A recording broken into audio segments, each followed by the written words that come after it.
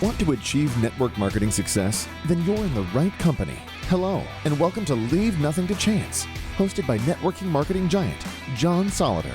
Learn everything you need to know about the network marketing space from somebody who's actually done it. Join us every week for front row seats as we feature some of the finest and most successful personalities in network marketing. Leave nothing to chance. Join us now. It is my distinct pleasure to welcome Mr. Ron Henley to the call today. Ron has such an interesting background in network marketing, and he's such a stellar advocate of the industry and all the people who've been in it. He knows the history, frankly, of this industry better than anybody in the world.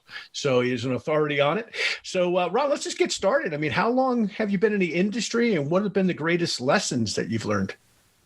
Well, I'm about to mess you up with some math here, okay? I'm 57 years old, and I have been around the profession since 53 years ago. Wow. So mom and dad in the industry? Yep. My dad and my grandpa had a business out of Dallas, Texas called Automotive Performance back in '68. And Zig Ziglar was actually the corporate trainer. This is before he wrote his books and before he did all that stuff. That didn't happen until 72, I think. But in 68, he was the corporate trainer for Automotive Performance in Dallas. And of course, my dad and my grandpa, under his mentorship, built the largest organization in the Southeast for that company. And Zig would fly over from Dallas and give special trainings for their group. And I got to meet him when I was 5. So there's a picture somewhere. I'm trying to find it. It's a black and white photo. Zig is down on one knee, shaking my hand. I'm 5 years old, and he's shaking my hand. So I got to find that picture. It's really something. Wow. But it's that's how I got started. They played his records all over the house. So me being a 5-year-old kid, what do 5-year-old kids do when they hear things over and over? They start repeating them, right? Mm. So without even knowing it, I started repeating what I was hearing Zig say in these trainings. And my dad and grandpa thought it was really cool. So they used to put me up in front of the room for their meetings to give little Zig talks. So I'm this little 5-year-old kid up there, just, you got to pay the price, that stuff that Zig used to say. And it was a great recruiting tool. I'm telling you, it was different. Because people brought their kids and they're like, bumping their kids in their arms and say, you could be that if you pay attention, that kind of thing. So it was really cool. So, yeah, I got started when I was 5 because of my dad and my grandpa. Wow. What an influence, too, just to know somebody like Zig. I mean, he was such a great man. Great man. Just a true legend. I only met him once, and I'll tell you a real fast story. You'll appreciate this because he was as real off the stage as he was on. When I first moved to Dallas, I was working with Charlie Regis down here. This was in the mid-'90s, early '90s, actually.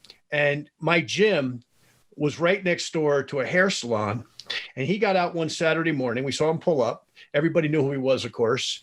We see him pull up, go to the other door, let his wife out, walk her in by the elbow into the hair salon. He left, probably have a cup of coffee. Redhead. Yeah, exactly. Came back about an hour or so later, and the same thing. Went to the door, walked her back to the car, and sometimes you meet the legends of stuff, and you're like, hey, off the stage they're so different. That guy, he was consistent, and just a great man. Great man. That's right. Yeah. So Ron, our latest book, Leave Nothing to Chance. I know you've had a chance to review it a little bit, and I've got 15 principles in there. Is there one that really stands out to you? And if so, why? Well, let me preface this by saying that the one that really sticks out with me now is because that's where I am in my personal development journey. Let me read about 25, 35 books and ask me this question again, and it may be a total different principle out of the 15. Who knows? We're always growing and changing, right? But right now, the very first one is the one that caught my attention because I wake up every morning with a great attitude, just excited and blessed, full of gratitude to have another day on this planet. Mm-hmm. I spend the first 15 minutes of every morning just dwelling in gratitude, thanking the universe, thanking for everything blessing that I have. I have an amazing life, and I don't take anything for granted. So yeah, number one, the very first one really jumped out at me. The others are important too. Don't let me dissuade that at all. But number one really jumped up and got me because that's where I am right now. I try to stay in as much gratitude as I can. And the way you start the day off, as you said in principle number one, is pretty much the way your day is going to go. Absolutely. So let me ask you this. I mean, you've had such a long life of self-development and being around your dad and your granddad and Zig Ziglar and others. What was that first self-development book somebody put in your hands, maybe when you were a little kid, maybe when you were in high school, I don't know, that you had that aha moment where you said, I get it? I've been thinking on that, and it's hard for me to say that because me being around that kind of stuff, there was always something positive brought into the house, either some kind of magazine, an article, or a book or something. And to be honest, I can't remember the very first one. I know that in 72, when Zig published Biscuits, Fleas, and Pump Handles, which became See You at the Top, I remember being 9 years old and reading that. And it really kind of zeroed in everything he had been talking about in all these trainings and everything. So if I had to guess, the one that impacted me first, it would probably be that one. Wow. And at such a young age, I wish I was 9 and got exposed to stuff like that. What a blessing that to have had a dad and granddad that believed in self-development. I've interviewed Tracy Jones a bunch of times and asked her questions about Charlie, and same thing. It was like you couldn't escape it. And Charlie Tremendous Jones. Yeah. Great guy. He was incredible. Yeah. So let me ask you this, Ron. So let's just say that they came along tomorrow and they said, of all the books besides, the Holy Bible, okay, in addition to that, you've got to go live on a deserted island somewhere and you could only bring 3 additional books with you. What would they be? The very first one would be Jim Rohn's Leading an Inspired Life. That would be number one. Number 2 would be the recently released Millionaire Training. I'm getting so much out of that book. It's mind blowing. The third one would probably be a compilation of Og Mandino's works called University of Success. And the fourth one, that's a great question. Probably The Laws of Success and Achievement by Brian Tracy. All great, all classics. So if I stop by your house today, what are you reading? What's on your coffee table this morning? Well, I've actually got a stack over here. Are they going to be able to see the video? Yeah. Oh yeah, they can see. Sure. Well, this one's at the top of the list right now. Great. But I always keep this one handy. Great. But these are the ones that I've just gotten in the mail. Success Habits of Super Achievers. Okay.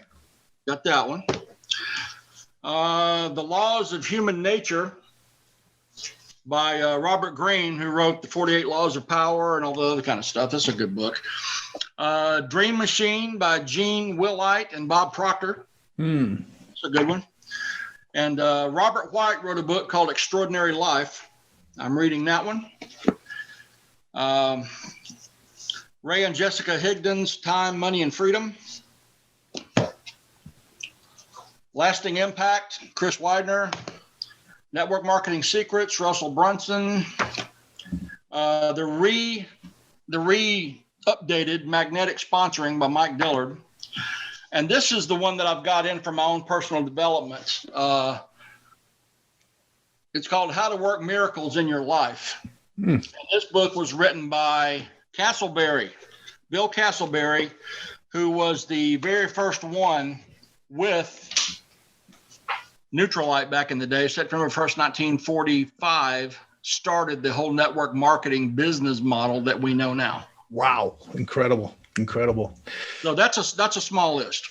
So let's talk about, you've known, starting with Zig at 5 years old, you've known just about everybody that you ever could possibly have known in this industry.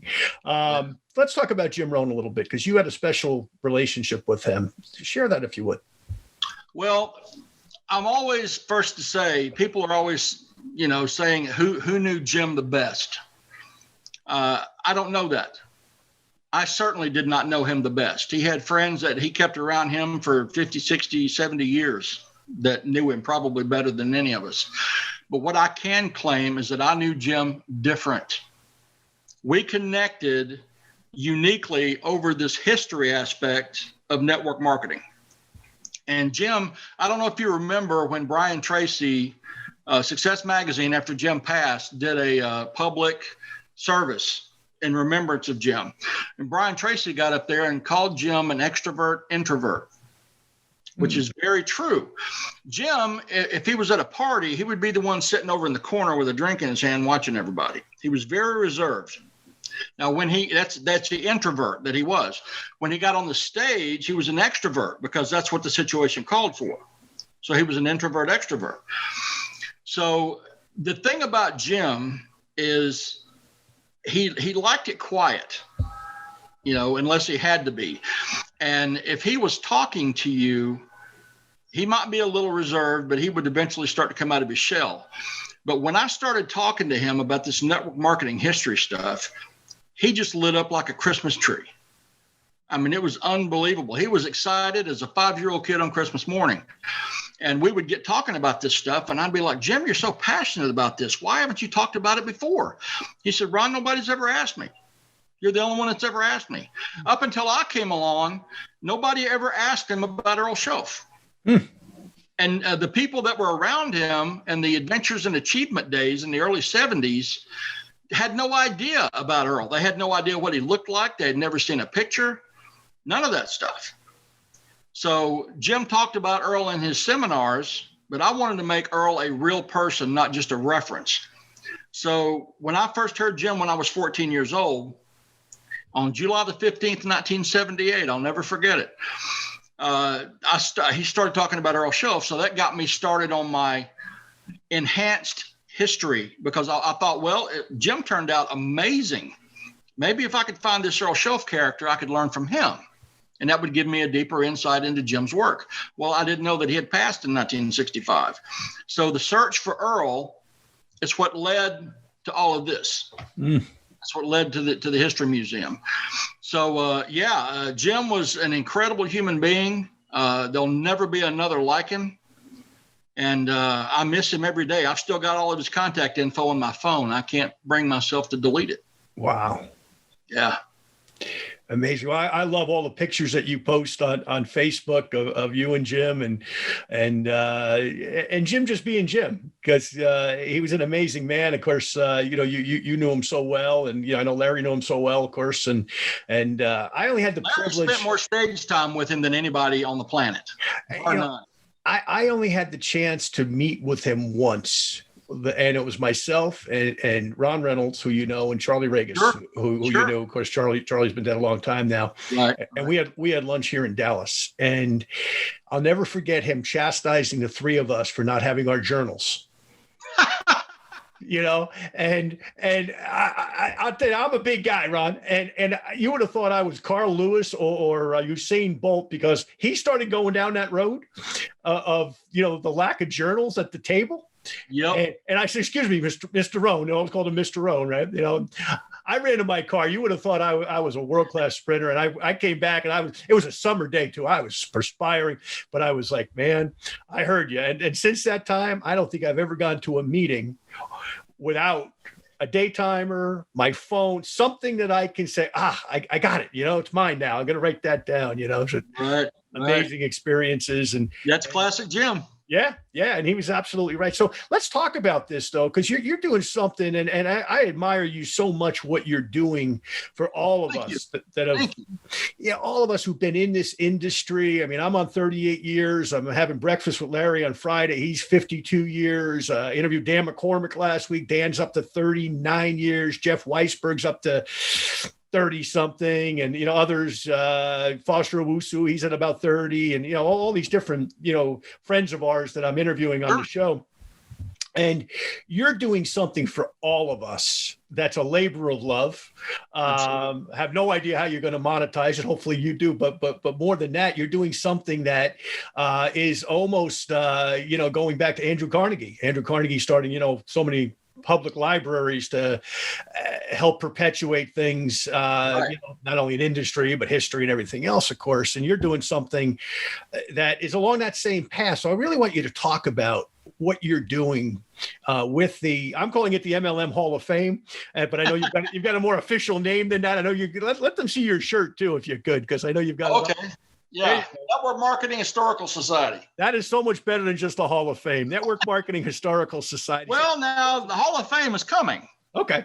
Coming, but there are other organizations in the profession that have that already. So I don't know if I'm really going to pursue that hard. I may lend a historical aspect to it. I don't know, but so many things. The best way I know to explain it is serendipity. If I had to describe my entire life, it would be serendipity, because so many things have happened that shouldn't have happened to make that possible, to make all this possible. So many moments that there is just no way you can fathom it ever coming to be happened and put priceless things in my hand over the years. Somebody once said I was kind of like Forrest Gump of network marketing. And I'm like, what? And they're like, well, the movie said every time something key happened, he was there. I'm like, oh, okay. I'll accept that aspect of it. Just don't call me a dummy, But it's pretty much the truth. It's history. The fact that I'm not going to say nobody cared, but nobody really pursued it. I'm that guy that even when I was a kid, I loved history. And if we're driving down the road or taking a trip or something, and you see something happening on the side of the road, and in passing, somebody would say, well, I wonder what's happening over there. The next time you saw me, you would know, because I would go find out. That's just the way that I'm built. So all of these different things, I started to see a real need for this, because so many people who had been in the profession since the beginning, the pioneers, and a lot of this stuff I got from Rich Schnackenberg, who is the man that every single company and icon and legend can be directly traced back to. I got to know him the last 7 years of his life, and he's an amazing human being. But it came up that so many of these people, had I not gotten the stuff from Rich that I got, when he passed away, it would have gone in the dumpster. Because the people today who have never been a part of our profession, who don't know about the magnificence of this stuff, the people who have it hold on because it means something to them. And they keep hoping for a place to send it to, or a way for it to survive them. And they hang on and hang on and hang on. Then they pass away. Their kids don't realize the treasures that they have. Doesn't mean anything to them. They go in the dumpster. They end up in a landfill somewhere. So I thought we needed an official, recognized historical entity for the profession. A place that when people thought of, what am I going to do with this stuff? The society would come to mind. The NMHS would come to mind as a place where this stuff can be sent to, preserved, protected, and displayed for the benefit of the entire profession. That's my goal, is to have a place where anybody comes here to Atlanta, they can come in and see these artifacts, is what I call them, because that's what they really are. A lot of the stuff I have, they're one-offs. There's no way you're going to find them anywhere else. And in my past 50 years, I've been able to collect them and hold on to them as if by divine guidance, because it's like something I can't not do it. I'm thinking about it constantly. I'm making calls. I'm doing research. It's always on my mind. It's my driving force to get this done. Now, right now, it's having to be online because COVID hit and everything else, and we're still trying to work our way out of that. So I have a Facebook group, Network Marketing Historical Society. Anybody that wants to can go and see what's going on there.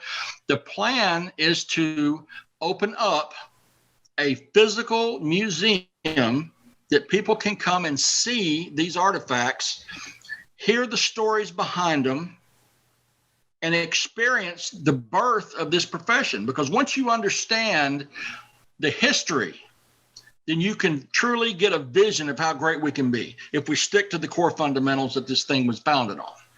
So that's my entire goal, is to make this a place of value for network marketers and people, frankly, who don't know anything about network marketing but would like to learn. I want it to serve as many people as they want it. So let me ask you this. What is the oldest artifact that you have there so far? The oldest, probably a Neutralite tablet bottle from 1939. Wow. Probably, if I had to think off the top of my head. But I've captured everything. I mean, the lineage of all this. Taylor Thompson always talks about how cool the lineage is, because you see what started, who came out of it, what they did, who came out of it. And it's amazing. Like I said, everybody can be traced back to Rich Schnackenberg. Amazing. And that's a name that a lot of people have never even heard. Well, now, what was his first company? His first company was Neutralite. It was Neutralite. Okay. He started in 1948, and Rich DeVos and Jay Van Andel were in his downline. Wow. He's Amazing. the one. Meitinger and Castleberry started actually in 39. Well, let's go back. 34, California Vitamin Company. 1934, Carl Renborg came out with the California Vitamin Company. Not doing very well 5 years into it. 1939 changes the name to Neutralite. Still, and there's more to it, but I'm hitting the highlights here. Still not doing what he wanted to do. He met Castleberry, who met Meitinger, and those two came up with a plan that they pitched to Renborg, and they signed an official exclusive distributor agreement for Neutralite on September 1st, 1945. That is when the business model that we now call network marketing started. It officially started that date. Now, 3 years later, they're trying to implement this thing. Along comes Rich Schnackenberg, and just like pouring gas on a fire, he really made the thing explode. If you look at their sales up until the point where Rich got involved, they were doing okay, but they went off like a rocket when Rich brought his personal development with a pay plan attitude and all that with it. So he started doing so well with that. And like I said, Van Andel and DeVos were both in his downline. They came in 1949. And just everybody can be traced back to Rich. Everybody can. Amazing. Yeah. So he was kind of the Adam of our industry, huh? Yes. Yes. If you're talking about from a distributor standpoint, absolutely. Amazing. He's the one that started it. Yeah. Well, I think it's important too, Ron. I got a few other questions on this. If absolutely. If you don't mind. When I look at it, okay, of course, my mentors, Larry Thompson, the biggest one, Mark Hughes. Unfortunately, I only knew Mark for a short time, early on. But I look at Larry, for example, and I'll never forget going out to the ranch when he was living in California. This would have been about I want to say about 92, maybe 91. I don't remember. It's a long time ago. And Larry said, "Hey, have you ever met Bobby?"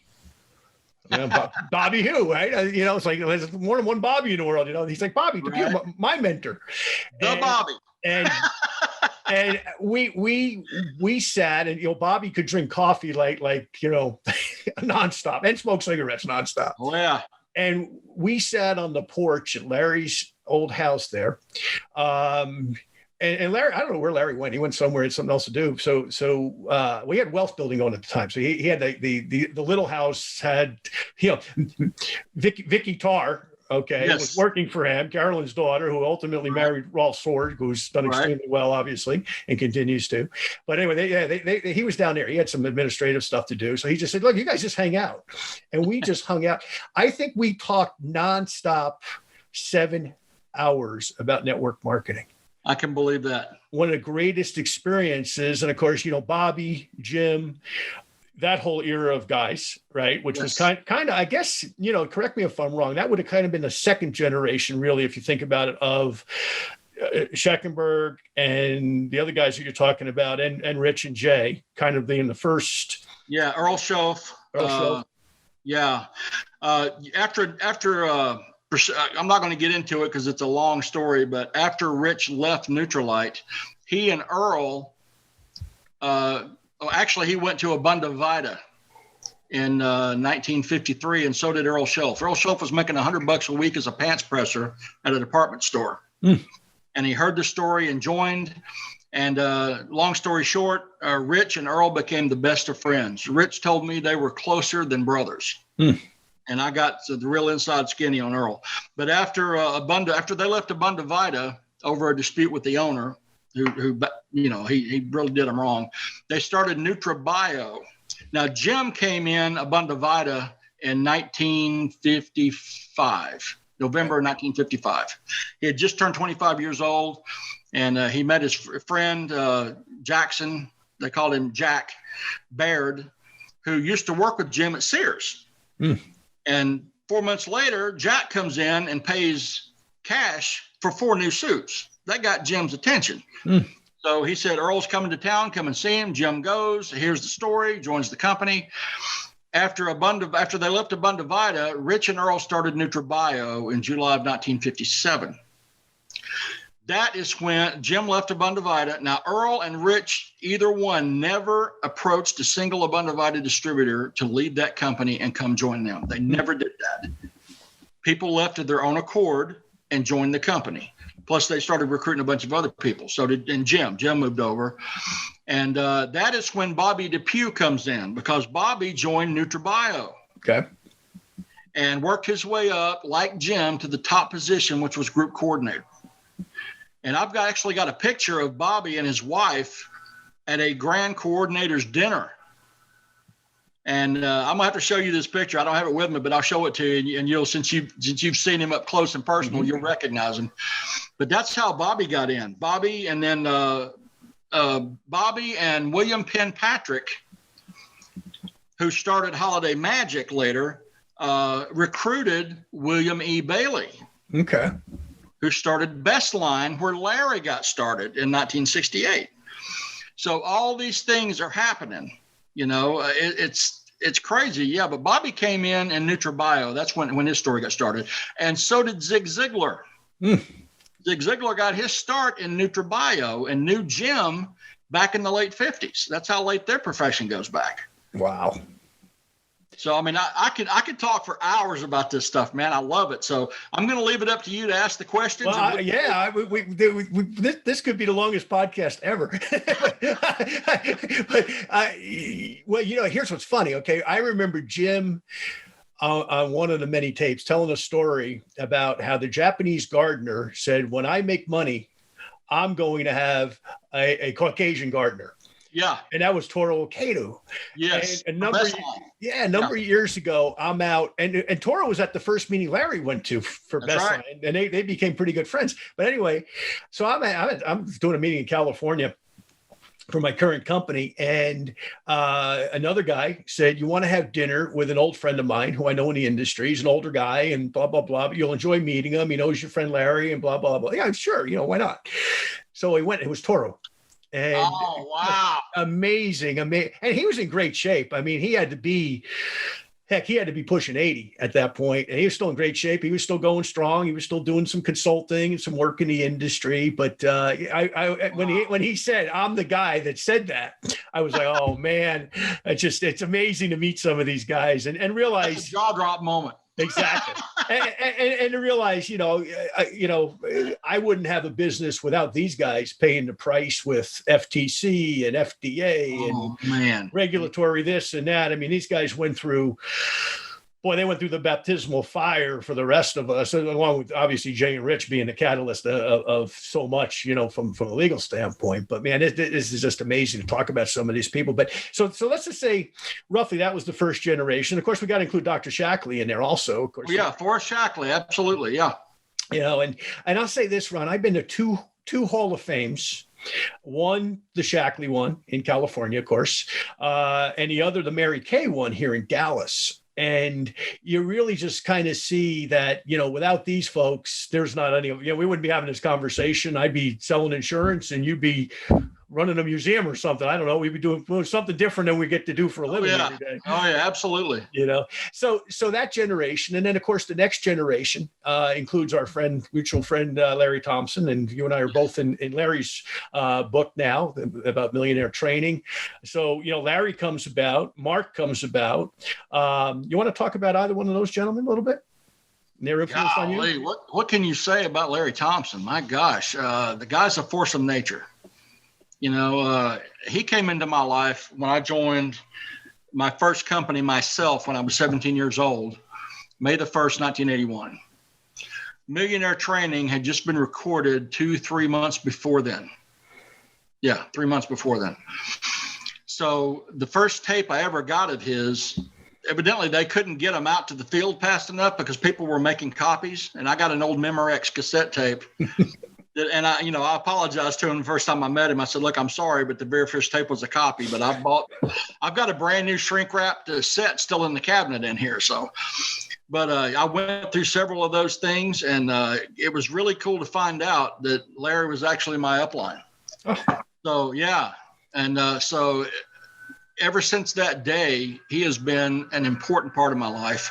I'm so grateful for his friendship, for his mentorship. Every time I call, he picks up the phone. He calls me. There's nothing more exciting to me to hear Larry's voice on the other end of the phone saying, "Hey, I've got an idea I want to run by you," because I know I'm about to get hit. Right? It's going to be something amazing. You know how it is. And then Taylor, those two just bring out the best in each other. Yep. Gosh, and then Mark Hughes. Man, what a history that guy had. Starting the way he did, ending up the way he did, being brought to a Jim Rohn meeting in 1977, hearing Jim, and then when he started his company in 1980, using Jim and officially bringing Jim on in 86 with Larry. Mark Hughes is, I don't know how to explain him. He's another force of nature. He's just one of those people that you look at the history of what he did, and when you study his life, you know that there's no other way that was going to happen. There's no other way for it to happen. But he left us in 2000, and thank goodness Larry's still around, because Larry is getting his second wind with everything he's doing now with the book coming out, and there are people that are discovering Larry like he's brand new. They have no idea he's been around for over half a century. And these are the same people that think that network marketing started 5 years ago. Yeah. So it's an exciting new reintroduction, and just blessed to know Larry, just like you.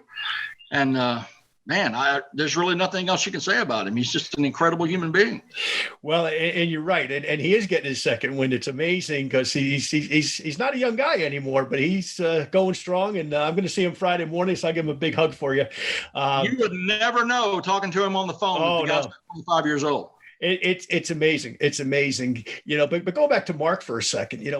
I met Mark twice. Spent time with him. I mean, I've been meetings with him, many times, because that's where I started, of course, in '83. And I wound up graduating college, and in May of '83, Ronald Reagan was our commencement speaker, and I wound up, Reagan was the guy pointing me in the right direction, believe it or not, as far as multi-level. It's like, how'd you really get your start, John? Well, I got sponsored in April. Ronald Reagan said, find a mentor.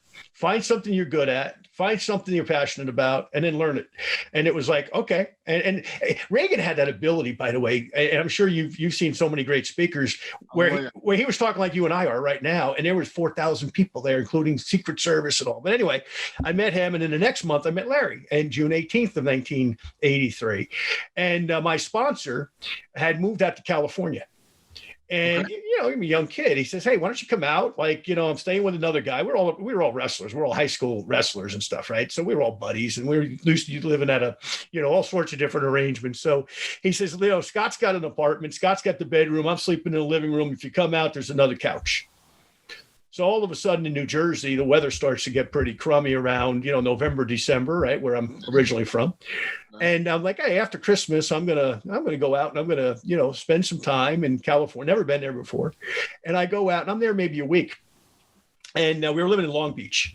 So Tom says, hey, let's go up to the warehouse and get some product, right? Because we're selling this stuff like crazy. I mean, it's so easy to retail that stuff. And anyway, so, and we're living on the beach too. So we would go with the NRG capsules and we would literally, give them out on the beach. And next thing you know, people say, hey, give me a bottle, get me 2 bottles. So it was, it was easy to sell the product. You did a Doug Stunts. Exactly. Well, that's where we learned it from. Doug was a great teacher. And so was Jerry Satanovich for that matter. But anyway, so long story short, we take a bus. Neither one of us have a car. So we take a bus from Long Beach, take about 3 buses, and we go the wrong way on La Cienega Boulevard, by the way. We wind up in a place you don't want to end up, okay? Ooh. And we figure it out pretty quick. We turn around, we go the other way. We get up to the warehouse there where the office was on La Cienega Boulevard. And I don't know if I'm saying it right. Maybe La Cienega, I don't know. But anyway. La Cienega, you said it right. We get up there, and we look disheveled. I mean, we've been on buses for like 4 hours. So Mark sees us out of his office window. And, we're 2 young kids, right? And, we're in there and we pick up some product and stuff. And next thing we know, the guy in the warehouse says, hey, Mr. Hughes wants to meet with you guys. I'm like, Mark Hughes wants to meet him. We're like 2 nobodies, we're just these 2 little distributors, from New Jersey that have moved to California. So we go in and Mark says, you guys look like you could use some lunch. Yeah. And he says, well, so can I. We hopped in his Rolls Royce and he took these 2 young kids out to lunch.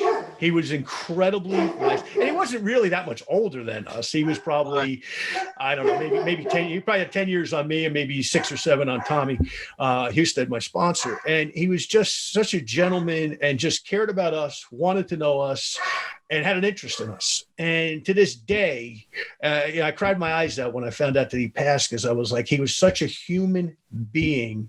And yeah, he built a big company. And yeah, he had a troubled life, obviously, with what happened to him. But he was just such a great person. And that legacy, unfortunately, stopped too soon. I think he was 44, 45 when he passed. 44, yeah. But it's amazing. And then, of course, Jim, met him. And of course, Larry and I still, good friends here. We live in, Dallas together and, see each other from time to time and do a few projects here and there and see what kind of trouble we can get in. And we take in the occasional ball game. But it's been such a privilege to have known all 3 of those guys. It's such a blessing. But let's come back to a couple of other guys. Let me throw some names out because you know everybody who's anybody. How about Dexter Yeager? Wow. Dexter Yeager, the beer guy.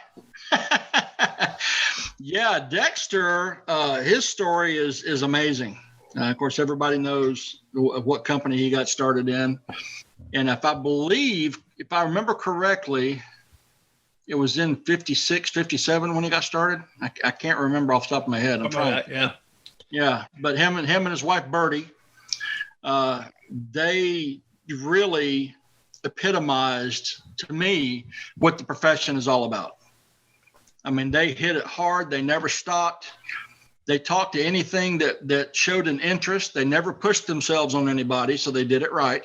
But if somebody showed an interest, they showed them the whole deal. They showed them what was possible. They showed them the motivation, the mindset, the entire thing. I mean, plus, I think, if I remember correctly, to this day, Dexter's organization is the largest earning organization in the entire profession. I mean, the guy's he passed on several years ago, and his payments coming to his estate or whatever you want to call it are still the largest in the profession. Wow. Amazing. Yeah. What about Bill Britt? Did you ever meet him? No, I never got a chance to meet Bill Britt, but I have a bunch of his tapes and I've got videos of him, and he was another amazing human being. He's the one that famously put out that graph that said he only showed the plan to a few people, and I think it was a couple hundred people, and 10% of those signed on, and then 10% of those actually did something, and the last 6 made him a millionaire. So that whole thing, it encapsulates the whole thing. But yeah, Bill Britt was another legend. I wish I would have known. Yeah, I've read some of his stuff. He was ahead of his time the way he thought. He was such a smart guy, And then what about, we've got to talk about Rich and Jay a little bit. We've referenced them, of course, but Rich DeVos, we'll start with him. Thoughts on him? If I didn't know anything, if I'd never heard that name before, but I knew Larry Thompson, what Larry said about Rich DeVos will stick with me forever, because Larry has a unique history and a unique experience base to pull from. He said that if he could meet one person, he would have liked to have met Rich DeVos. Because the two of them have so much in common. They've started companies, they've built companies, they've lost companies, that with the FTC and all these things that Amway tackled in the early 70s, which ended with the consent decree in 1979, and then Herbalife going through their stuff. Larry would have loved to have sat down and talked with Rich DeVos. Now that, if I'd never heard the name before, the fact that somebody like Larry had that on his bucket list tells me everything I need to know about Rich. But Rich DeVos was, the word legend and icon is not even fair, because what he did through his company and what that company continues to do is mind-blowing. It is amazing. They're approaching 10 billion in sales a year. Amazing. 10 billion. Amazing. So, and his partner, Jay Van Andel. Yep. Jay was the older of the two of them. And it was actually Jay Van Andel's cousin, Neil Maskant, who joined Nutrilite first and told Jay about it. And Jay told Rich DeVos about it. And the two of them went to a Nutrilite meeting to sign up under Neil Maskant, which was his cousin. So, Jay is actually the one that brought Rich into network marketing. But before then, the two of them knew each other from childhood almost, giving each other rides to work and things like that as they got older. And they were doing something all the time. They were entrepreneurs from the very beginning, trying different things. Nothing really worked until the network marketing business model hit them. They found their calling, and the rest, as they say, is history. Wow. And what about Mary Kay? Thoughts on Mary Kay? Mary Kay, I thought it was very interesting. I was born September 30th, 1963. Mary Kay was launched in September of 1963. So what I have become pales in comparison to what Mary Kay has become with her company and everything else. The way that Zig talked about her, the way that Jim Rohn talked about her, I never got a chance to meet her, but I would have loved to have sat down and picked her brain because, first of all, she was a woman who started her own business in 1963 for other women, and just has a very unique place in this profession, in the history of this profession. And her company continues to thrive to this day, years and years and years after she's been gone. So that should tell you that it was built on the right principles and foundations. It's amazing when I've gone through the museum there. I have a good friend that he's retired now, but he was an executive there. So he took me through that museum a couple of times. And what's amazing to me, Ron, is you're absolutely right. Number one, a woman starting a business in 1963 was unique. She had it's funny. There's somebody unrelated to our industry, a lady named Ebby Holliday, who she's passed away now too. She made it to 101, I think. But wow. She was here in Dallas also. And around the same time, she started Ebby Holliday Real Estate, which was huge. And I think Roger Staubach acquired the company, if I'm not mistaken, before he sold his company. Okay. But yeah, it's a long history. I may have my history wrong. You're the history guy, but I know Roger has something to do with her. But it's funny, those two ladies were so far ahead of their time in terms of women starting businesses in the United States at that juncture. But what's also amazing that a lot of people forget, her husband passed away. I don't know if it was the day they started or right around that time. Yeah, it was right before. Yeah. And she went on and with, her son's help a little bit. He was a young guy, Richard Rogers, I think was his name. Yeah, I think so. But they, what she did, what they did, just amazes me. And we got to talk to him. So we mentioned Mary Kay, of course, Herbalife, of course, Amway, and we got to mention again Dr. Forrest Shackley. I mean, he was a guy ahead of his time in terms of the products that he made. Yeah. But talk about Dr. Shackley a little bit, if you will. Dr. Shackley has a unique place in history. His company started in 1956. That's when he started the company, Shackley. But for decades before then, if you read his life history, like Carl Rimborg, they had gone abroad to find out and study about how nutrients affect the human body. And he, like Renborg, experimented with different formulations and things like that to get the best result for health. So, Forrest Shackley, I mean, today Shackley's still around.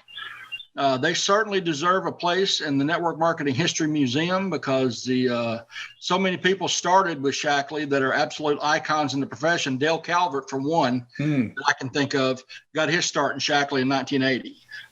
And he is just an absolute juggernaut that's still going strong today. But Shackley is part of that first generation that laid the foundation for the rest of us to build on. Without them attributing what they contributed, I don't think we'd be here.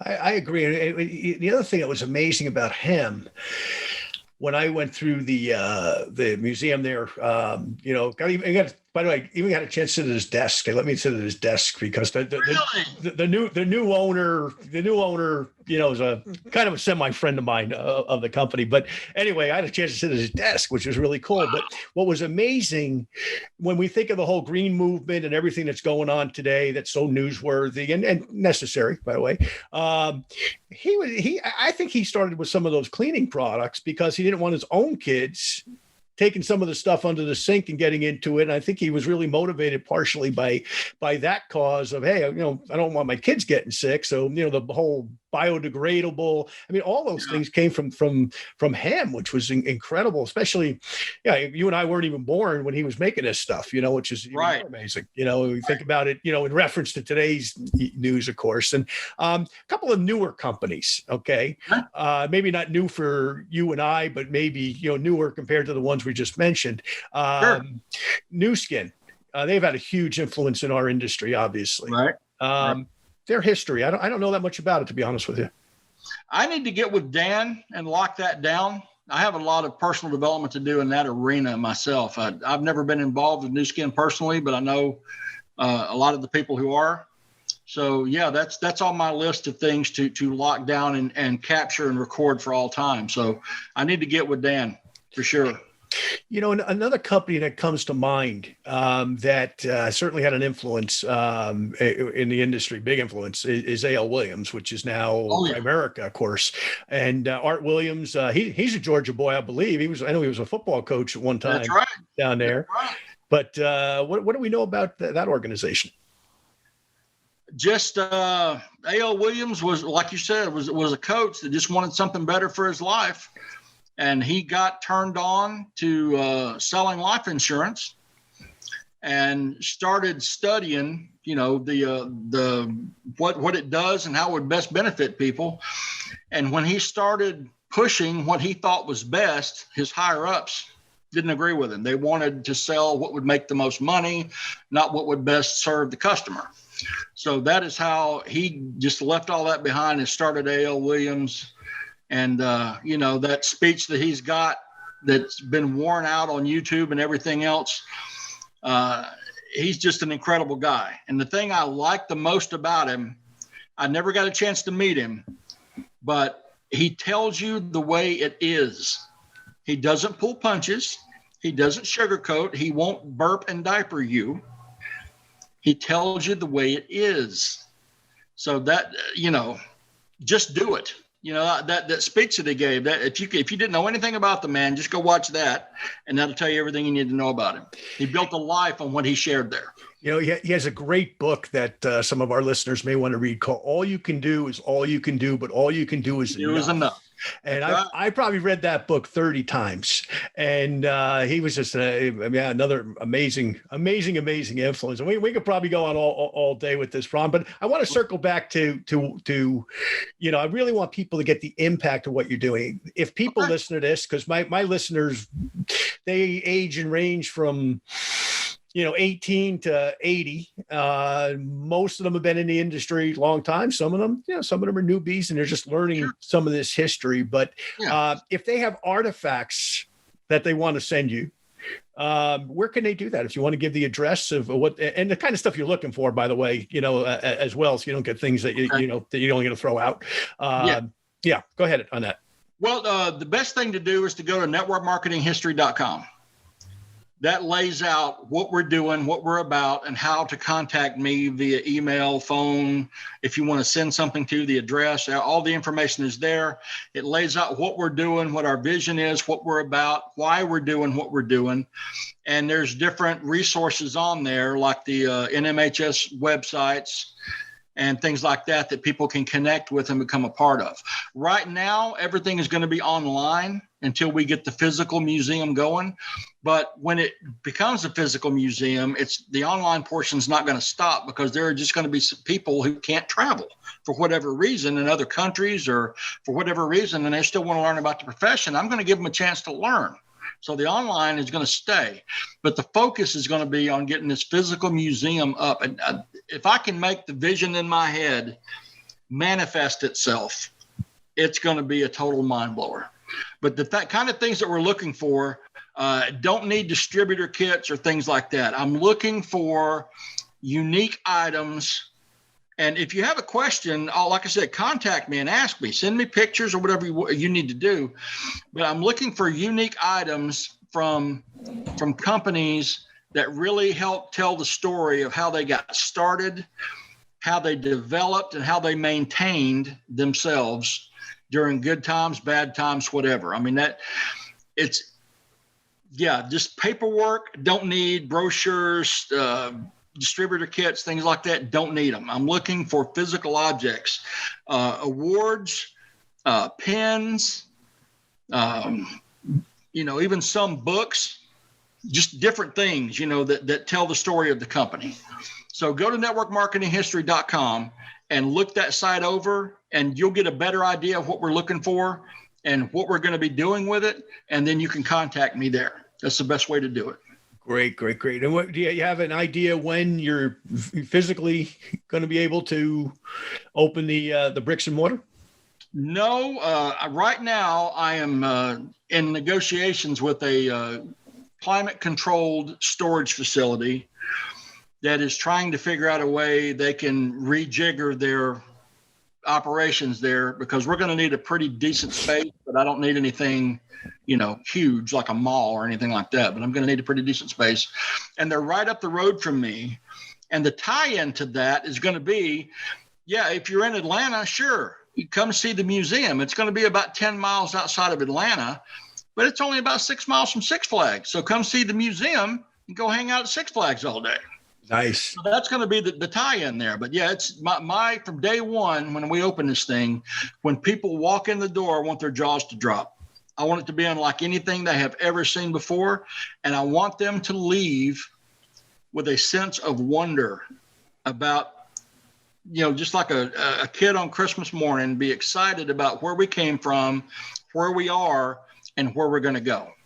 It's a big vision, but that's what I want to make happen.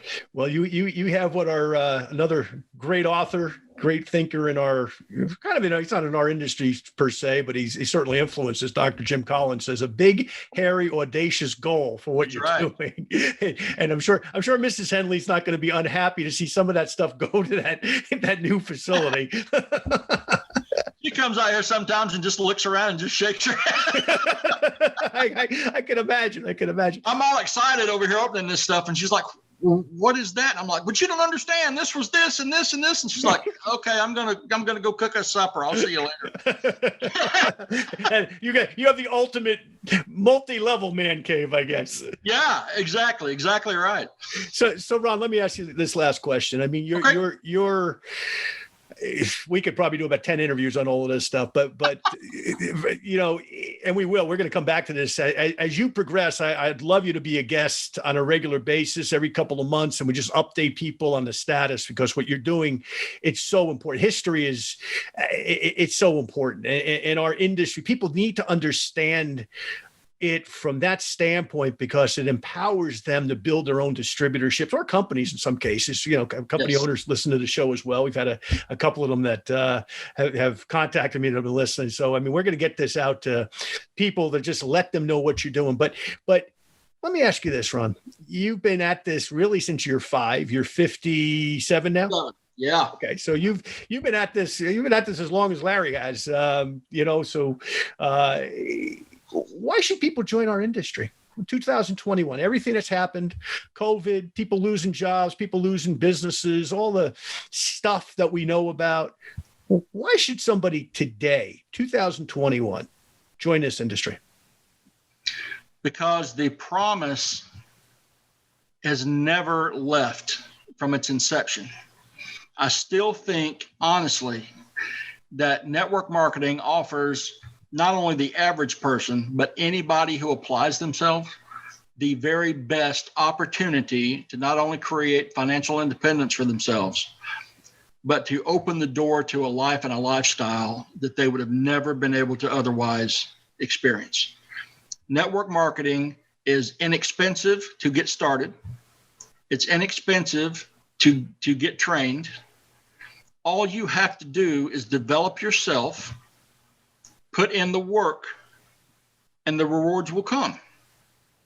There's nothing else like it. It's so easy to get into, which is, I think, it's both good and bad, because people think that because there's such a low price point to get involved in most companies, that there's really not that much to it. But that is so wrong. That is such an error in judgment. Most people, and I love Larry talking about the Thompson rule, the 80-15 and the 5. There are so many people who are right now, especially because of this pandemic, they're suffering. And all they have to do is find something that they like themselves, find a product that they like, and just learn how to share it with people without bugging people about it. Learn how to talk to interested people about what it is that you're doing. And if you'll just do that and put in the work, network marketing is by far the best avenue for anybody to take. Because it doesn't matter where you are. It doesn't matter who you are. It doesn't matter anything about you. The marketing plan is the same. You're bringing yourself to the marketing plan. So just work on yourself, put in the work, and the rewards will come. It's the very best chance that anybody's got, hands down. That's just my opinion. Well, I share that opinion. And so, Ron, I want to thank you, first of all, for your time today.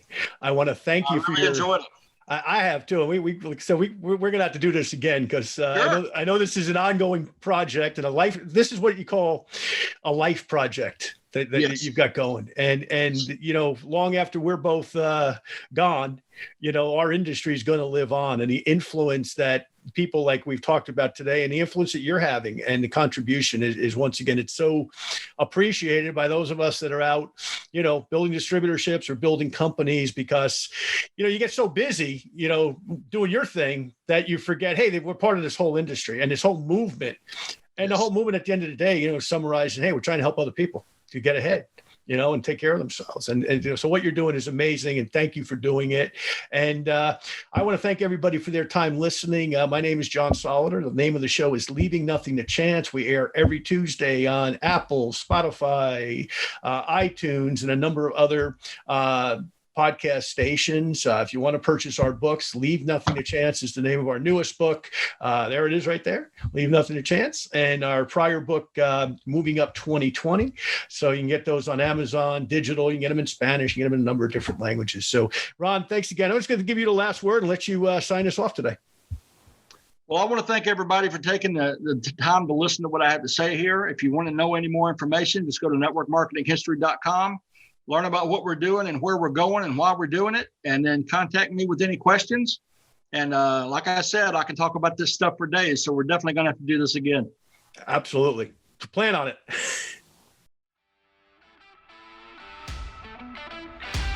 Thank you for listening to this week's episode of Leave Nothing to Chance.